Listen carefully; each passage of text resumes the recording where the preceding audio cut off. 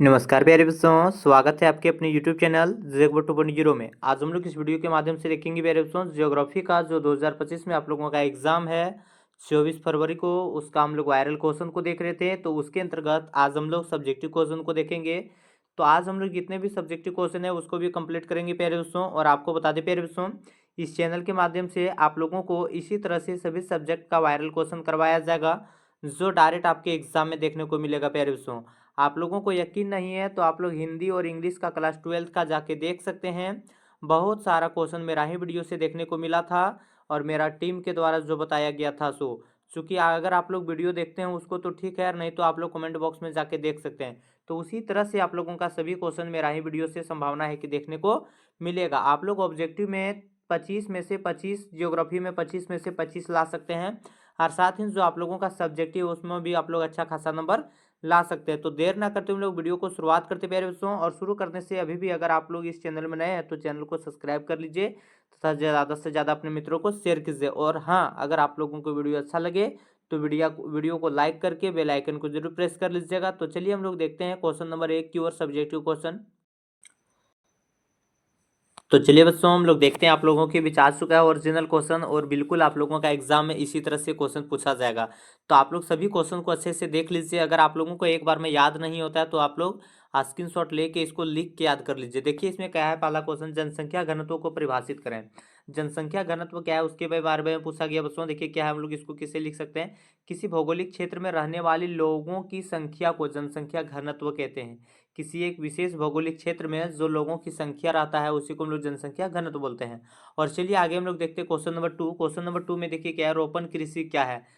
रोपण कृषि वाणिज्यिक कृषि का एक प्रकार है जिसमें चाय, कहवा, काजू, रबड़, केला अथवा कपास की फसल उगाई जाती है। इस प्रकार की कृषि में बड़ी मात्रा में श्रम और पूंजी की आवश्यकता होती है। तो आप लोग इसको ऐसे करके लिख सकते हैं। तो आशा है बच्चों आप लोगों को समझ में आ रहा होगा। अगर आप लोगों को समझ में आ रहा है तो वीडियो को लाइक करके अपने मित्रों को भी जरूर शेयर कर लीजिएगा। देखिए क्या है, आगे क्वेश्चन नंबर 3 में आप लोगों को पूछा जाएगा सशक्तिकरण का अर्थ क्या है। तो सशक्तिकरण का मतलब देखिए क्या, सशक्तिकरण एक ऐसी प्रक्रिया है जिसके तहत शक्तिहीन लोगों को अपने जीवन की परिस्थितियों को नियंत्रित करने के लिए सशक्त बनाया जाता है। तो चलिए आगे हम लोग देखते हैं प्यारे बच्चों क्वेश्चन नंबर 4। क्वेश्चन नंबर 4 में देखिए प्यारे बच्चों क्या है, भूगर्भिक जल संसाधन से क्या तात्पर्य। जो भूगर्भिक जल संसाधन उसका अर्थ क्या होता है, धरती की सतह के नीचे चट्टानों के कणों के बीच के रिक्तियों में मौजूद जल को भूगर्भिक या भूजल कहते हैं। तो इसमें हम लोग आप लोगों का जो सारा क्वेश्चन जो डाउट है उसको हम लोग क्लियर करेंगे, जो आप लोगों का सब्जेक्टिव क्वेश्चन है। और आप लोग पेज को देख सकते हैं, बिल्कुल आप लोगों का एग्जाम में यही क्वेश्चन आने वाला है, इसी तरह से क्वेश्चन आएगा। तो सभी क्वेश्चन को आप लोग कंठस्थ करते जाइए प्यारे बच्चों। वीडियो थोड़ा सा लंबा होगा लेकिन दिक्कत नहीं है। देखिए क्वेश्चन नंबर क्या है, भूगोल में आप लोगों का जो है जो 24 फरवरी को पूछेगा क्वेश्चन नंबर 5 में, मानव भूगोल क्या है।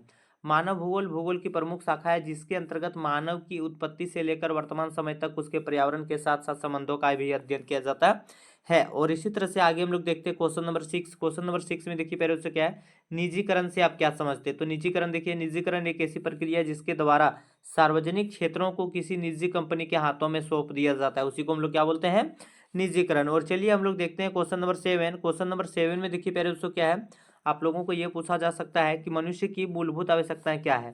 तो वस्त्र, भोजन, वस्त्र, आवास, मानव की तीन मूलभूत आवश्यकताएं ना बोलते हैं, रोटी, कपड़ा, मकान। तो वही जो है सो इसकी तीन मूलभूत है। चलिए आगे हम लोग देखते हैं मूलभूत क्या है, आवश्यकताएं हैं।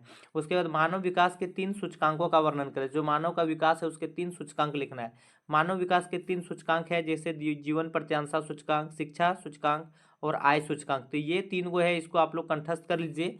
चलिए आगे हम लोग देखते हैं बच्चों क्वेश्चन नंबर 9। तो क्वेश्चन नंबर 9 में आप लोग देख सकते हैं प्यारे बच्चों आप लोगों के बीच क्या है। तो क्वेश्चन नंबर 9 में आप लोगों का है, जनसंख्या परिवर्तन के तीन घटक का नाम लिखें। जो जनसंख्या परिवर्तन होता है इसका तीन घटक कौन कौन हो सकता है। तो देखिए जनसंख्या परिवर्तन के तीन घटक निम्नलिखित है। तो कौन कौन है देखते हैं। तो देखिए इसमें हम लोग पहला देखते हैं, जन्म दर होता है, मृत्यु दर होता है और प्रवास होता है। यही सबसे क्या हो सकता है, जनसंख्या परिवर्तन हो जाएगा। जैसे एक वर्ष में जनसंख्या के प्रति 1000 व्यक्तियों पर किसी देश में जन्मे जीवित बच्चों की संख्या को जन्म दर कहते हैं।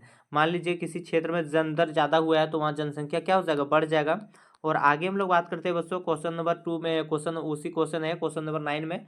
तो मृत्यु दर पॉइंट नंबर 2, एक वर्ष में जनसंख्या के प्रति 1000 व्यक्तियों पर किसी देश या क्षेत्र में मरने वालों की कुल संख्या को क्या बोलते हैं, मृत्यु दर कहते हैं। और इसी तरह जो प्रवास का तीसरा कारक हो जाता है, प्रवास मतलब लोगों का तो जनसंख्या परिवर्तन का तो प्रवास हो जाएगा माइग्रेशन। किसी कारणवश व्यक्ति अपने पूर्व निवास स्थान को छोड़कर दूसरे स्थान पर जाकर बसने की प्रक्रिया को हम लोग क्या कहते हैं, प्रवास कहते हैं। तो आशा है बच्चों आप लोगों को समझ में आ रहा होगा। अब हम लोग देखते हैं क्वेश्चन नंबर 10। तो क्वेश्चन नंबर 10 में देखिए क्या है, सड़क परिवहन रेल परिवहन की तुलना में किस प्रकार भिन्न है। ये जो काफी इंपॉर्टेंट क्वेश्चन है, देखिए इसमें क्या है, सड़क परिवहन जो है सो रेल परिवहन से किस प्रकार भिन्न है। तो सड़क परिवहन रेल परिवहन की तुलना में अधिक महत्वपूर्ण इसलिए है क्योंकि सड़क परिवहन की पहुंच छोटे छोटे क्षेत्रों तक हो जाती है, जबकि रेल परिवहन की पहुंच हर जगह संभव नहीं होता। सड़क कम लागत पर बन जाता है, जबकि रेल पटरियां बिछाने में अधिक लागत लगता है। उसके बाद देखिए इसमें हम लोग क्या देखते हैं, उसके बाद हम लोग क्वेश्चन नंबर 11 में देखते हैं, भारतीय कृषि की विशेषताओं का वर्णन करें। जो भारत का कृषि उसकी क्या विशेषता है उसके बारे में उसका वर्णन करना है। तो चलिए प्यारे दोस्तों हम लोग देखते हैं। और अगर आप लोग को अभी भी लग रहा होगा कि वीडियो अच्छा है तो आप लोग वीडियो को लाइक कीजिए। साथ ही अगर अभी भी आप लोग इस चैनल में नए हैं तो चैनल को सब्सक्राइब कर लीजिए, क्योंकि आप लोगों का सभी सब्जेक्ट का इसी तरह से आप लोगों का वीडियो आने वाला है प्यारे दोस्तों, वायरल क्वेश्चन। और हम लोग उसी क्वेश्चन को करवाते हैं जो आपके एग्जाम में देखने को मिलता है या आने की संभावना रहता है। देखिए इसमें क्या, भारतीय कृषि की विशेषता का वर्णन। भारतीय कृषि की निम्नलिखित विशेषताएं हैं। जैसे पहला क्या विशेषता, भारतीय कृषि का अधिकांश भाग सिंचाई के लिए मानसून पर निर्भर है। यहाँ जो है सो भारत का जो कृषि है किस पर निर्भर रहता है, मानसून पर। आगे देखिए क्या है, कृषि उत्पादन मुख्यतः प्रकृति पर निर्भर करता है। जो कृषि का उत्पादन है सो मुख्यतः कृषि पर निर्भर करता है। भारतीय कृषक गरीबी के कारण खेती में पूंजी निवेश कम करते हैं। तो इसका जो देखिए हो जाएगा ये। और आगे हम लोग देखते हैं, आगे पॉइंट नंबर 3 में देखिए क्या है, भारतीय कृषक गरीबी के कारण खेती में पूंजी निवेश कम करते हैं। तो ये सब जो हो जाता है सो आपका एग्जाम के लिए काफ़ी इंपॉर्टेंट पॉइंट हो जाता है। और आगे हम लोग देखते हैं बच्चों, आगे आप लोगों का पॉइंट नंबर 4 में देखिए क्या है, खाद्यान्न फसलों के उत्पादन को प्राथमिकता दी जाती है। जो खाद्यान्न जो खाने वाला फसल है उसका उत्पादन की प्राथमिकता दी जाती है भारत में। आगे अब देखिए क्या है, क्वेश्चन नंबर उसी का जो है सो क्वेश्चन नंबर 11 का पॉइंट नंबर 5, कृषि जीविकोपार्जन की साधन मानी जाती है। ये जो कृषि है यहाँ पे भारत में सो जीविकोपार्जन का क्या माना जाता है, साधन माना जाता है। और आगे आप लोग नेक्स्ट पॉइंट देख सकते हैं बच्चों, क्या भारतीय कृषि में अधिकांश कृषि कार्य पशुओं द्वारा निर्भर होता है, पशुओं पर निर्भर होता है। और इसी तरह से आप लोगों का अगला क्वेश्चन रहता है क्वेश्चन नंबर 12। और क्वेश्चन नंबर 12 में देखिए पहले दोस्तों क्या है, भूमि निम्नीकरण को कम करने के क्या उपाय है। भूमि निम्नीकरण के उपाय कम करने का क्या उपाय है, वनोन्रोपण हो सकता है, चारागाहों का उचित प्रबंधन हो सकता है, पशुचारण नियंत्रण हो सकता है, मेखला का निर्माण हो सकता है, रेतीली टीलों को कांटेदार झाड़ियों लगाकर स्थिर बनाना, खनन नियंत्रण। तो ये सभी पॉइंट आपके एग्जाम की दृष्टि से काफी इंपॉर्टेंट हो जाता है। अगर आप लोगों को याद नहीं हो रहा है तो आप लोग स्क्रीनशॉट लेके याद कर लीजिए। देखिए क्वेश्चन क्या बोला है, भूमि निम्नीकरण को कम करने के क्या क्या उपाय है। जो भूमि निम्नीकरण उसको हम लोग किस प्रकार से कम कर सकते थे, देखिए क्या, वनरोपण, चारागाहों का उचित प्रबंधन, पशुचारण नियंत्रण, मेखला का निर्माण, रेतीली टीलों को कांटेदार झाड़ियों लगाकर स्थिर बनाना, खनन नियंत्रण। और इसी तरह से आगे हम लोग देखते हैं क्वेश्चन नंबर 13 में देखिए पहले उसको क्या है। तो क्वेश्चन नंबर 13 में देखिए कितना इजी क्वेश्चन है, ग्रामीण बस्तियों का आकृति के आधार पर प्रतिरूप बताइए। जो ग्रामीण बस्ती होता है उसका आकृति के आधार पर उसका जो प्रतिरूप होता है उसको हम लोगों को यहाँ पूछा गया है। ये सब क्वेश्चन इतना ईजी है कि आप लोग अगर नहीं भी पढ़े होंगे तो आप लोग आसानी से बना के लिख सकते हैं, अगर एक दो बार आप लोग देखे होंगे। देखिए क्या है, ग्रामीण बस्तियों के प्रतिरूप को निम्नलिखित प्रकार से देखा जा सकता है। जैसे रैखिक प्रतिरूप होता है, आयताकार प्रतिरूप हो सकता है, वृत्ताकार प्रतिरूप हो सकता है, तारे के आधार का प्रतिरूप हो सकता है। तो देखिए इसमें पहला जो पॉइंट है रैखिक प्रतिरूप, उसको हम लोग देखते हैं। इसमें मानव बस्तियां का निर्माण सड़कों, रेल लाइनों तथा नदियों आदि के किनारे होता है। आगे देखिए क्वेश्चन क्या है, क्वेश्चन नंबर 2 में है इसमें बच्चों, आयताकार प्रतिरूप, इसका निर्माण समतल क्षेत्रों में होता है जहां सड़कें एक दूसरे को समकोण पर काटती है। सड़क क्या करता है, एक दूसरे को समकोण पर काटता है, मतलब ऐसे करके एकदम जाता है, 90 डिग्री का कोण बनेगा। और आगे देखिए क्या है, पॉइंट नंबर 3 में इसमें जो है प्यारे बच्चों, वृत्ताकार प्रतिरूप, वो जो बस्ती है उसका वृत्ताकार प्रतिरूप, इसमें किसी तालाब अथवा झील के चारों ओर बस्तियों का निर्माण होता है। मान लीजिए ये बीच में तालाब है जिसके चारों ओर अगर बस्ती है तो इसको हम लोग क्या बोलते हैं, वृत्ताकार बोलेंगे। और उसी तरह से आगे हम लोग देखते हैं क्या है क्वेश्चन, इसका पॉइंट नंबर 4 में तारे के आकार का प्रतिरूप, तारे का आकार का प्रतिरूप, तो इसको हम लोग देख लेते हैं। तो ये जो तारे का आकार का जो प्रतिरूप है उसमें हम लोग देख लेते हैं वो जो पॉइंट था, जबकि वह आकार का बस्तियां का निर्माण उन क्षेत्रों में होता है जहां दो मार्ग आकार तीसरे से मिलते हैं। वो जो है सो इसमें देखिए आप लोगों का ये जो पॉइंट बताया गया है, तारे के आकार का प्रतिरूप, ये जो है सो जहाँ दो मार्ग मिलता है या के तीसरा में, तभी वैसा आकार बनता है। आगे देखिए इसमें क्या है, पॉइंट नंबर हम लोग देखते हैं पॉइंट नंबर 5। पॉइंट नंबर 6 में दोहरे ग्राम, नदी अथवा पुल के दोनों किनारों पर बस्तियों के निर्माण से एक दोहरे ग्राम का निर्माण होता है। जिससे मान लीजिए इधर एक बस्ती है, बीच में यहाँ पे पुल है और इधर भी एक बस्ती है, तो इससे क्या हो जाएगा, दोहरे ग्राम हो जाएगा। और चलिए बच्चों आगे हम लोग देखते हैं क्वेश्चन क्वेश्चन नंबर 14 में देखिए, मानव प्रकृतिकरण की व्याख्या कीजिए। जो मानव की प्रकृतिकरण है उसका क्या थी है, उसके बारे में हम लोगों से पूछा गया है। मनुष्य के, हम लोग क्वेश्चन को देखते हैं, आंसर को देखते हैं। मनुष्य के प्रति प्राकृतिकरण का अर्थ होता है मनुष्य और प्रकृति के बीच पूर्ण सामंजस्य। मनुष्य अपने आप को प्राकृतिक वातावरण के बीच पूर्ण सामंजस्य, मनुष्य अपने आप को प्राकृतिक वातावरण के अनुकूल बनाते हैं और जीवन और जीने के लिए प्राकृतिक नियम का पालन करते हैं। और मनुष्य जो है जीने के लिए किसका पालन करता है, प्राकृतिक का। उदाहरण के लिए मध्य भारत की जनजातियां मानव के प्राकृतिकरण का एक उदाहरण है, क्योंकि क्योंकि वे महुआ के पेड़ के फल क्योंकि वो महुआ के पेड़ के फल से जो है सो पत्ते और जंगल में, और तो ये सब जो है सो जंगल में लाने का काम करते हैं। यहाँ से देख लीजिए, इसमें जो है महुआ के पेड़ और फूल और घास के पत्ते जंगल में जो है सो लाने का काम करते हैं। आगे हम लोग देखते हैं क्वेश्चन नंबर 15। क्वेश्चन नंबर 15 में देखिए बच्चों क्या है, थोड़ा सा क्या बोलते हैं उसको, पीडीएफ बनाने में थोड़ा दिक्कत हुआ है। अगर कहीं क्वेश्चन कट जा रहा है तो उसको आप लोग थोड़ा सा ध्यान से देख लीजिए। और आप लोगों का एग्जाम में बार बार बता रहे हैं, एकदम बिल्कुल इसी तरह से क्वेश्चन आएगा, इसलिए सभी क्वेश्चन को अच्छे से कंठस्थ करते जाइए। देखिए इसमें क्या, विश्व में जनसंख्या वितरण को प्रभावित करने वाले प्रमुख कारक। जो विश्व में जनसंख्या है उसका जो है सो प्रमुख, मतलब क्या बोल सकते हैं, उसको इफेक्ट करने वाला जो है या प्रभावित करने वाला कारक क्या होता है, उसको हम लोग देखते हैं। तो देखिए इसमें क्या, विश्व में जनसंख्या वितरण को प्रभावित करने वाले कारक निम्नलिखित है। ऐसे ऐसे इसी तरह से आप लोगों को एग्जाम में भी लिखना है। तो देखिए इसमें क्या है, भौतिक कारक। सबसे पहले हम लोग भौतिक कारक समझ लेते हैं।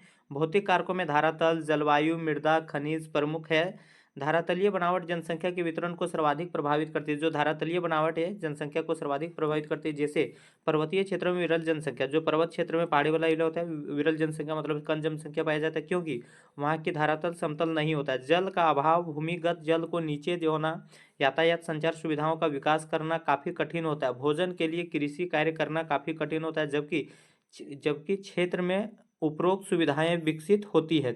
तो ये सब देख लीजिए, ये जो पॉइंट था उसी में। उसके बाद इसमें देखिए, तो यही भौतिक कारक में हम लोग देखे थे। तो इसमें हम लोग देख सकते हैं, यहाँ पे देखिए क्या है, इसीलिए मैदानी क्षेत्रों में सघन जनसंख्या पाया जाता है। और जो क्या, भोजन के लिए कृषि कार्य करना काफी कठिन होता है, जबकि क्षेत्र में उपरोक्त सुविधाएं विकसित होती है, इसलिए मैदानी क्षेत्रों में जो है सो सघन जनसंख्या। पहाड़ी क्षेत्रों में, जो पर्वतीय क्षेत्र होता है, वहाँ विरल जनसंख्या पाया जाता है, और जो मैदानी क्षेत्र है वहाँ सघन जनसंख्या पाया जाता है। उसका क्या कारण है, सो आप लोगों को ऊपर में बता चुके हैं। उसके बाद देखिए इसका जो सामाजिक कारण है उसको हम लोग देखते हैं। तो सामाजिक, आर्थिक एवं सांस्कृतिक कारण एक साथ देख लेते हैं। सामाजिक, आर्थिक और सांस्कृतिक कारण भी जनसंख्या के वितरण और घनत्व में महत्वपूर्ण भूमिका अदा करती है। जैसे विश्व में विभिन्न प्रकार के भाषा, जाति, प्रजाति, धर्म के लोग रहते हैं।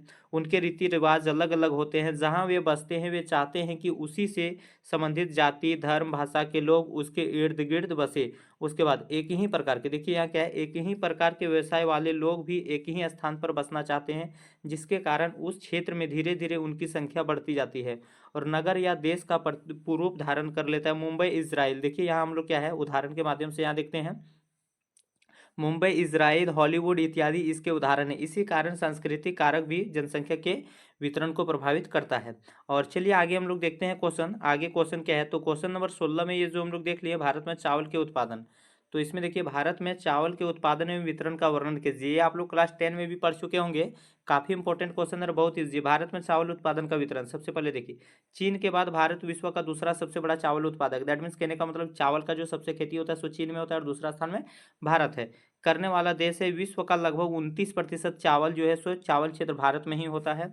भारत की कृषि भूमि के 25% भाग पर चावल बोया जाता है।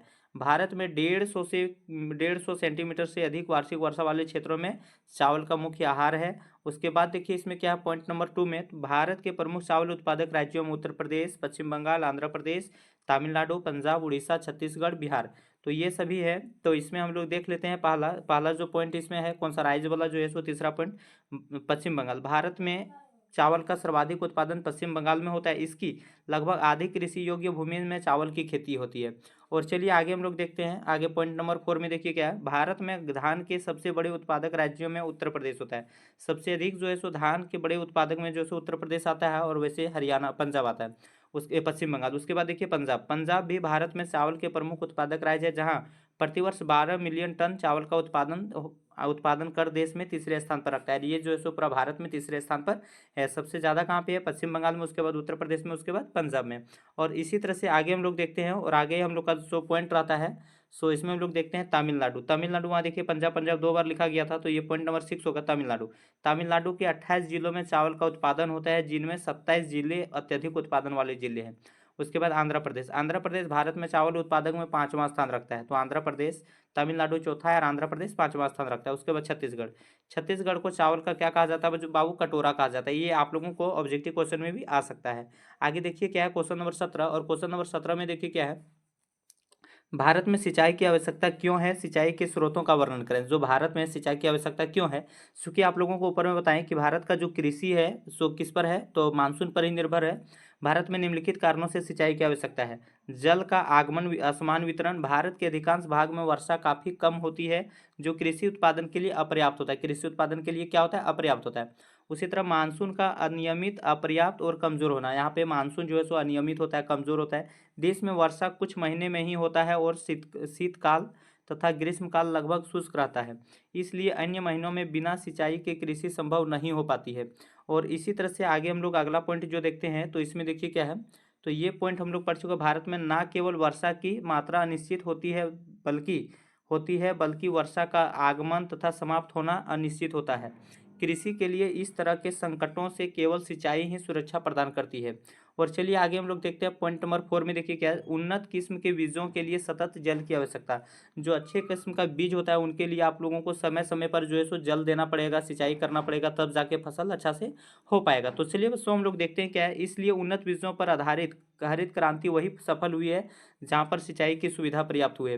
तो आशा है बच्चों आप लोगों को समझ में आ रहा होगा। अगर अभी भी आप लोग चैनल को सब्सक्राइब नहीं किए हैं और लग रहा है कि आप लोगों के लिए ये चैनल इफेक्टिव हो सकता है, तो आप लोग चैनल को सब्सक्राइब करके बेल आइकन को जरूर प्रेस कर लीजिए। साथ ही अपने मित्रों को भी इस चैनल के बारे में बताइए, उनको शेयर कीजिए ताकि उनका भी मदद हो सके। और आप लोग को बार बार बता रहे हैं कि आप लोगों का एग्जाम में बिल्कुल इसी तरह से क्वेश्चन देखने को मिलेगा। देखिए इसमें क्या है, अगला पॉइंट है अतिसिंचित। असिंचित क्षेत्र की तुलना में सिंचित क्षेत्र में उत्पादन अधिक होता है। असिंचित क्षेत्र मतलब जहाँ पे सिंचाई नहीं होता है, उसके अलावा जहाँ पे सिंचाई होता है वहाँ पे क्या होता है? फसल अधिक होगा, देख लिए। इसलिए कृषि उत्पादन अथवा उत्पादकता बढ़ाने के लिए सिंचाई का विकास आवश्यक होता है। उसके भारत में सिंचाई के जो प्रमुख साधन है सो कौन कौन है? देखिए क्या है, नहरें हैं, कुएं हैं, नलकूप है, तालाब है, तो ये सभी है। आगे और आगे हम लोग देखते हैं क्या है, तो आगे हम लोगों के बीच जो आता है सो क्वेश्चन नंबर 18। और क्वेश्चन नंबर 18 हम लोगों के बीच ये रहता है बच्चों, अंतर्राष्ट्रीय व्यापार किसी राष्ट्र के आर्थिक विकास का मापदंड होता है, व्याख्या करें। तो इसके बारे में हम लोगों को लिखना है। तो हम लोग देखिए कैसे लिख सकते हैं, अंतर्राष्ट्रीय व्यापार किसी राष्ट्र के आर्थिक विकास का मापदंड होता है, क्योंकि किसी भी देश के अंतर्राष्ट्रीय बाजार में व्यापार से उस देश की समृद्धि का आकलन किया जा सकता है। तो चलिए आगे हम लोग देखते हैं, पहला पॉइंट देखें और पॉइंट नंबर 2 में हम लोग देखिए इसका इसी क्वेश्चन का देखते हैं। अंतर्राष्ट्रीय व्यापार के कारण कोई भी देश आर्थिक संकट का आसानी से सामना कर सकता है। उदाहरण के लिए यदि किसी देश में अकाल की स्थिति उत्पन्न हो तो वह देश विदेशों से खाद्यान्न आयात करके अकाल का सामना कर सकता है। आगे हम लोग बात करते हैं पॉइंट नंबर 3, अंतर्राष्ट्रीय व्यापार में वस्तुओं का उत्पादन सिर्फ घरेलू मांग को पूरा करने के लिए ही नहीं बल्कि विदेशों में बेचने हेतु भी वस्तुओं का उत्पादन किया जाता है। इससे राष्ट्रीय उत्पादन में वृद्धि होती है।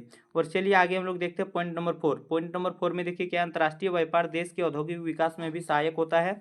उद्योग के विकास हेतु जो साधन देश में उपलब्ध नहीं होता है उनका विदेशों से, तो हम लोग देखिए यहाँ क्या है, तो उसका विदेशों से क्या होता है? आयात किया जाता है। और आगे हम लोग देखते हैं पॉइंट नंबर आप लोगों का जो है सो क्वेश्चन नंबर 19 में जो आप लोगों का रहेगा बच्चों, इसमें एक दो क्वेश्चन कम है, उसको आप लोग अरेंज कर लीजिएगा।